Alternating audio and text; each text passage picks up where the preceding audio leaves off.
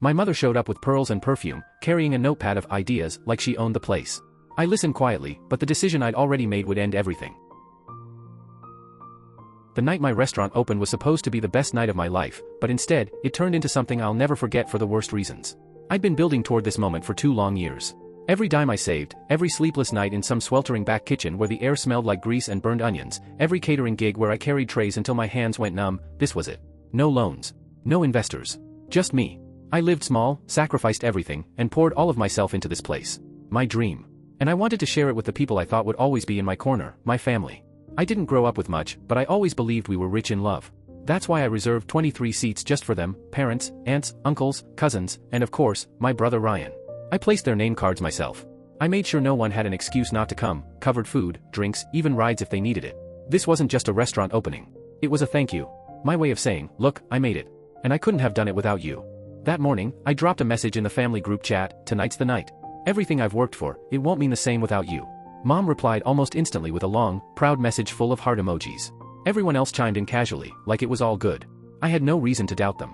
By 6 p.m., the doors opened. By 6:45, the place was packed. Guests were laughing, clinking glasses, the smell of garlic butter and seared steak filled the air. I shook hands, posed for pictures, tried to keep it together. But every 10 minutes, my eyes wandered to those corner tables. 23 seats. Still empty.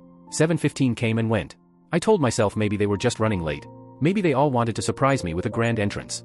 I clung to that hope like a lifeline. By 8 o'clock, that hope was gone. My chest tightened every time the door swung open, only for it to be another stranger. The staff asked if they should start seating people at the reserved tables. I forced a smile and shook my head. Leave them, I said. But inside? It felt like the air had been sucked out of me. By 9 o'clock, the crowd thinned. The last guests trickled out, laughing into the night while I hid in the back, pretending to count inventory just so I wouldn't have to face anyone. The place smelled of wine and lemon cleaner, and all I felt was emptiness. At 9:48, I finally stepped outside to lock up. My body ached, my suit collar felt too tight, and embarrassment sat heavy in my stomach. That's when I saw him. A man in a gray overcoat, middle-aged, sharp but understated, walked right up to me like he'd been waiting all night. You Jack, he asked. Yeah, I said cautiously. You opened this? Another nod.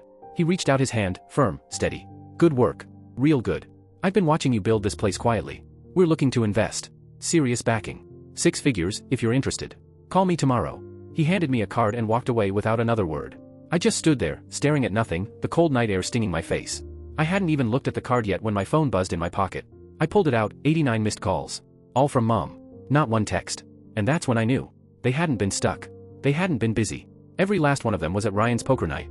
They skipped the opening of my life's work for cards and beer at my brother's house. I stood in the dark, holding that business card in one hand and my phone in the other.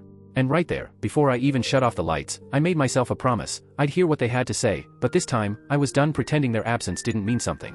Because it meant everything that I didn't call her back that night. Couldn't.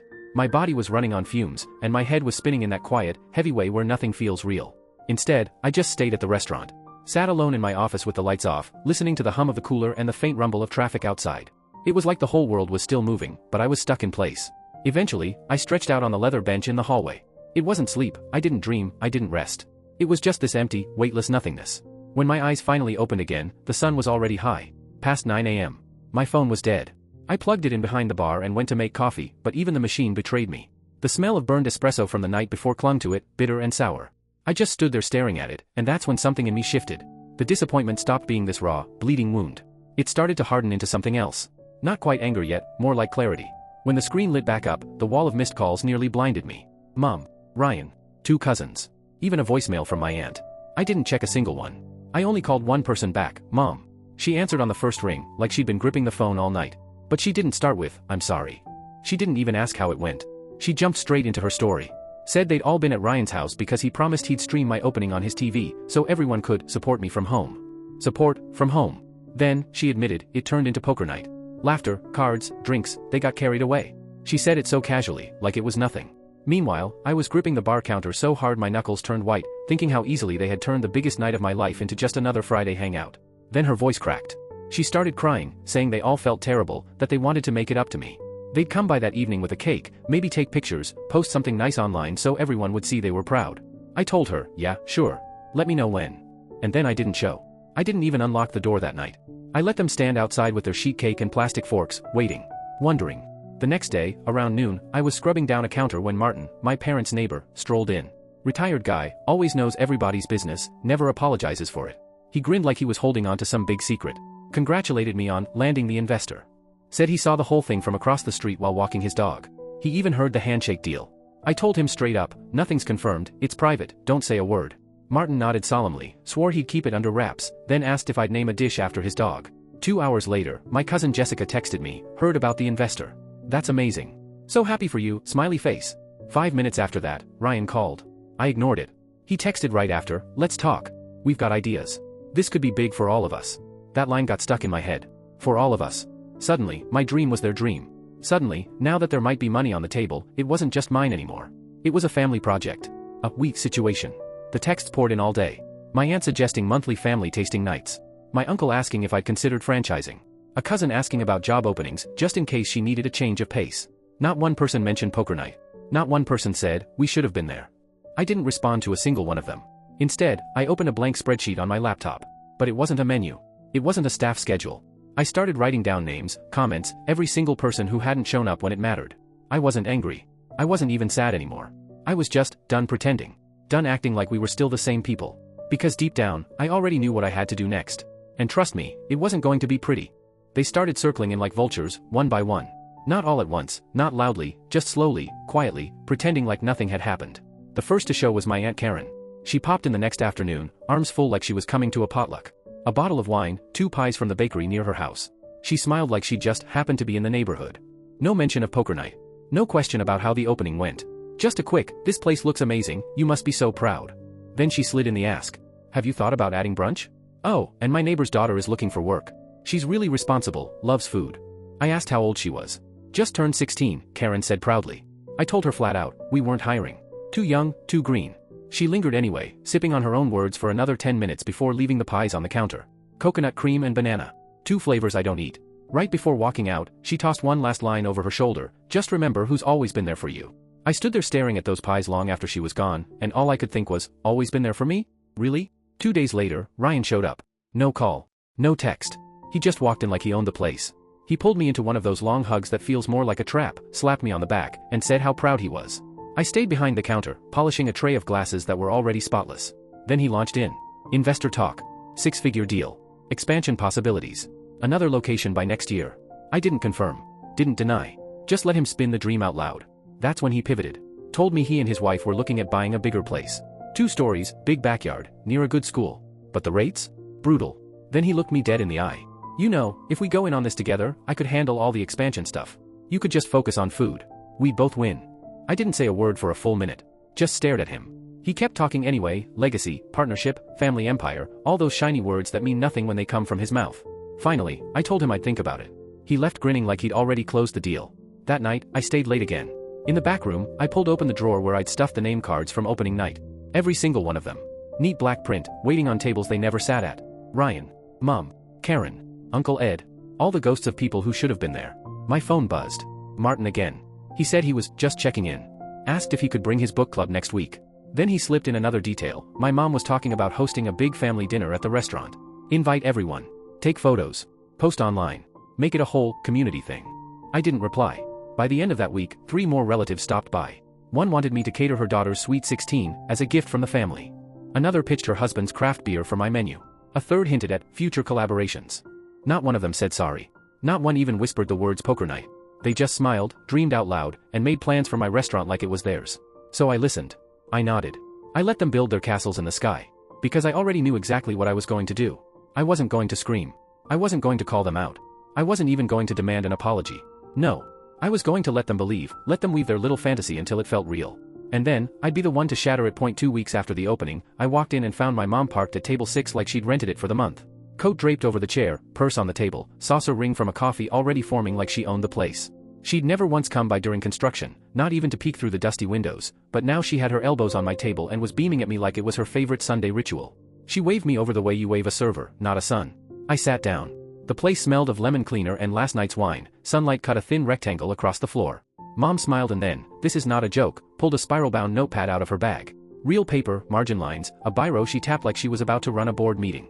She'd written ideas, loyalty cards, merch, shirts, maybe with your picture, she suggested with that proud, dangerous smile. She even had a mock sketch of a tea with some half-thought slogan. Thanks. She looked up, seriously, and said, "If you want to build this for the long haul, you'll need people you trust. People who know the family." Then she started naming names, cousins, in-laws, neighbors, like she was drawing up a roster.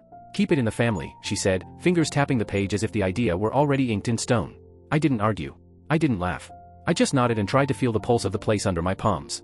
She left after an hour, content, and dropped a $5 bill on the table as if she were a happy, paying customer. I left it. I couldn't touch it without feeling like I was handling a prop. A few days later, everything suddenly changed. The investor called back, wanted a second meeting. This time we met in a downtown office that smelled faintly of paper and polished chrome. He'd brought colleagues, 2 other men in suits who looked like they'd practiced serious faces in the mirror. One of them slid a folder across the table to me. Inside, a full-blown proposal, licensing, a plan for a second location, projections, contracts. They weren't talking casual backing anymore. The number wasn't 6 figures in some casual way, it was close to 7 depending on the scope. Real capital. Real paperwork. Real pressure. I didn't say yes at the table. I walked back to the restaurant, closed the door behind me, and sat with the folder like it was both a gift and a grenade. For 2 days I lived between the hum of the fridge and the rustle of those papers. I thought about every hour I'd poured in, every dollar I'd scrimped. I thought about the people who'd said they loved me. And I made a choice. When I told my family I was moving forward, their congratulations came fast, but it wasn't for me. It was for what it could mean to them. Suddenly my uncle remembered he'd done logistics. Suddenly my cousin Josh had a podcast that would be perfect for sponsorship. Mom texted me a sermon about blessings staying within the circle. Everyone's eyes went straight to the parts of my dream that could be useful to them. They started assigning themselves roles in the business I'd been building alone. Then Ryan showed up one night, late. Not alone. He brought his wife and a woman I'd never met, quiet, shifting her weight like she wanted to be anywhere else. He sat across from me like he was about to read a confession from a pulpit and, at first, he was all syrupy support, "Proud of you, man," but it didn't take long for him to turn the conversation. He told me it had been his idea to keep everyone away on opening night. He'd instructed them not to come. "You'd be busy," he said. It was a soft opening. The Real launch is weeks away. Showing up would have been pointless. He said he was tired of me being the golden child, tired of feeling small in my shadow. He said he'd been drinking, sure, but the message was clear, he didn't want me to have the stage. Then he dropped something heavier. He told me he'd given me the idea for the restaurant in the first place, apparently I owed him. And because of that, he wanted in. Not a job. Not a favor. He wanted equity. Ownership. A stake. There it was. The ask. Plain and loud across my own table. I stood up slowly. The clink of a glass somewhere in the dining room sounded very loud. I told them I'd think about it, because what else could I say in front of his wife and that awkward stranger? They left grinning, like players who thought they'd just called a winning hand. That night I went to the back office and printed something out. Not a contract. Not a proposal. A letter, short, cold, direct. It said exactly what I'd decided in the quiet between the investor's folder and Ryan's demand. It was the end of pretending that their plans for me were anything but self-service. I didn't seal it. I didn't mail it. I slid the paper into an envelope and held the flap between my fingers, feeling the weight of what sending it would do. And then I did something I hadn't planned on. I walked to the window, looked out at my name on the sign, at the empty chairs that were no longer empty in my head, and for the first time in months I felt a strange kind of calm. The fantasy they were building around my work, so quick to claim, was about to be burned down. But the moment I lifted a pen to write a signature at the bottom of that letter, I realized this wouldn't just rip a band-aid off. It would start a fire. So I sealed the envelope. I didn't post it. I didn't walk to their houses with it. I set it on the counter and stared at it until the lights went out. What I was about to do next would change everything. I invited them all to dinner. Sent the message straight into the same family group chat they'd used to ignore me on opening night. I kept it short. I've got something big to share. I want you to be the first to hear it. No details. Just enough bait. Within minutes, replies poured in like a slot machine hitting jackpot. Can't wait. We knew it. So proud of you, Jack. Suddenly, I wasn't the forgotten son. I was their golden ticket again. When they showed up, it looked like a parade. My mom wore her old church pearls, the ones she dusted off only for weddings. Her perfume, heavy, floral, cloying, hit me before she even reached the table. My aunt strolled in with matching scarves, clearly coordinated. Uncle Ed showed up with his Canon DSLR hanging from his neck like he was covering a press event. And Ryan, of course he came last, his wife on his arm, one hand cradling her stomach like he was holding the future of the family fortune. They filled the seats that had sat empty weeks before, laughing loud, clinking glasses, snapping selfies in front of the chalkboard wall where I'd written, "Thank you for being part of the journey." They posed in front of it like they were the reason those words existed. I let them eat. Told the kitchen to bring out everything we had. No shortcuts. No half portions. Appetizers, mains, desserts, bottles of wine, the full spread. On the house. They praised the food, the decor, the lighting. They basked in it like they belonged. And I stood at the far end of the room, silent, just watching. Waiting. I could feel their anticipation building like static in the air. They weren't hiding it. They thought this was their coronation, their payoff, their chance to collect. When the last plates were cleared, I walked to the center table and set down a neat stack of white envelopes, one for each of them. The room hushed instantly. Ryan grabbed his first. He skimmed it once, then again, his face unreadable. But when he lifted his eyes, I saw it, the moment he realized. The letter was short. It said the business was mine. Entirely. That the investment was real, the deal was signed, expansion was already in motion. And that there would be no partners. No family hires. No legacy shares. No consulting roles. Not now. Not ever. At the bottom, there was one exception. A single one-time gift of $1,000, not for Ryan, not for the family, but for the baby. Because that child hadn't chosen any of this. That was it. That was the whole message. I told them, calmly and clearly, not to ask anymore. Don't pitch me. Don't drop by. Don't angle for favors. They made their choice the night they didn't show up. And now I was making mine. The silence that followed was thick enough to choke on. Then it cracked. Mom started crying, first softly, then wailing. She called me cruel, said it had been just a mistake. Aunt Karen called me ungrateful, lectured me about how family sticks together even when things get rocky. Uncle Ed barked out a laugh and said I'd regret it. Money comes and goes, but family's forever, he said, as if I was the one who bailed on family. My cousin Josh stared at me like I'd grown horns. You're joking, right? Only Ryan stayed quiet. He sat frozen, the letter trembling in his hands, eyes locked on mine. His wife rested her hand on his arm, but he didn't move. And then, from the doorway, Martin. The neighborhood shadow. He hadn't been invited, but there he was, hovering with his arms crossed like a spectator at the finish line. My mom glanced at him like he might step in as backup, but he didn't say a word. I looked at him, then back at my family, and told them they could finish their meals, but I was done. I walked out the back door into the night and didn't return until morning. By the time I came back, they were gone. No notes. No thank yous. Just empty chairs and the faint smell of wine. But I didn't need their words anymore, I had everything I needed. Their faces. Their excuses. Their fake smiles, burned into memory.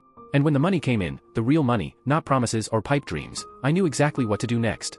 The calls never came. Not the next day. Not the one after. The family group chat, once buzzing with birthdays, poker nights, chain prayers, and memes, went dead cold. Like someone had yanked the plug out of the wall. At first, I expected backlash. A group ambush. A guilt-soaked letter from mom about forgiveness. Maybe even Ryan pounding on the door. But no. Nothing. Silence. And that's when it hit me. They weren't ashamed of skipping my opening. They were ashamed they'd missed out on the prize. Once they realized there'd be no slice of the pie, not even crumbs, they didn't just step back. They vanished. So I worked. The restaurant took off.